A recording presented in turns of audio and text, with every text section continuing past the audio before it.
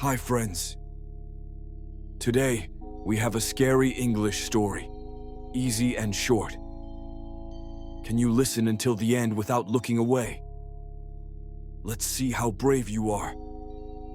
Last night, I looked into my mirror, and I saw myself smiling. But I wasn't smiling.